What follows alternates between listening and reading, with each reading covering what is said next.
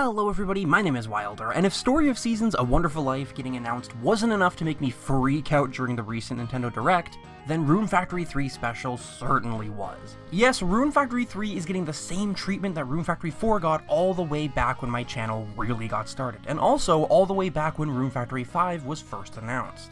It's actually really crazy to see because I wanted the previous Rune Factory games to get the same release as Rune Factory 4 Special, but I didn't actually think it was going to happen.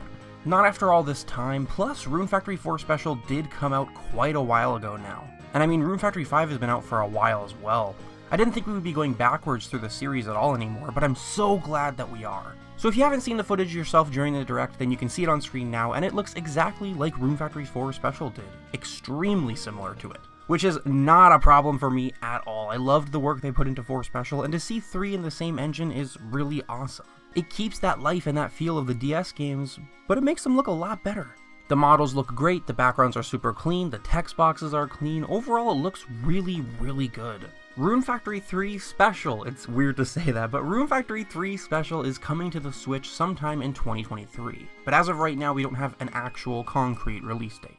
Also, just like for Rune Factory 4 Special, it said that there will be a new mode added to the game to enjoy some quality time with your new spouse. This sounds a lot like the Newlywed mode that Rune Factory 4 Special had, and if it's going to be like that, then I'm actually pretty excited, because that means more new content with the Rune Factory 3 characters.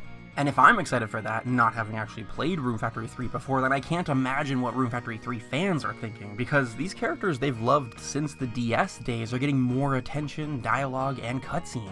So it's super exciting. I'm really glad they're adding to the game in a way that doesn't mess with the original overall experience, but also gives you extra content, just like they did in Rune Factory 4. I think the Newlywed mode is a great idea. I thought it was back for Rune Factory 4 Special, and I think the same thing here. Now, something I'm really excited for, and one of the reasons I was so excited when this was announced is, like I said earlier, I haven't actually played Rune Factory 3 before. I've never played it. In fact, it's the only Rune Factory I've never played, the only one I haven't touched. Not because I didn't want to or because I had no interest in it, it's just been the one that I evaded for a while somehow. But also, I've heard so many good things about this game, from the story being somewhat short but really impactful, to the characters all being super over the top when it comes to their tropes and personalities. But of course, that's what made them memorable to so many people, and why these characters left an impact on them. So I'm actually really excited to meet them all. From what I hear, there's just a lot to love about Rune Factory 3, and not only am I excited to play it for the first time, but I'm excited to have my first experience with the game through this remaster, because it looks so good. Also, this means I can finally stream Rune Factory 3 easily, and you better believe that I'm going to be streaming it day one when it comes out. I don't know anything about the story or the characters except for meeting Raven in Rune Factory 4, so it's going to be truly blind, and I can't wait. Like I said, I've heard a lot of good things going for the game from so many people, and I can't wait to get absolutely sucked into another Rune Factory game.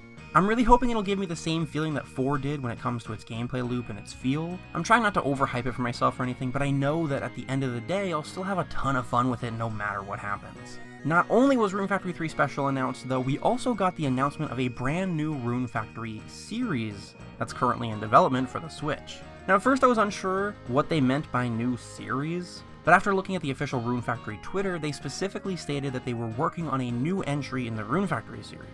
I don't know if this means that they're potentially working on Rune Factory 6, or if this is going to be a spin-off kind of game, similar to Frontier or Tides of Destiny.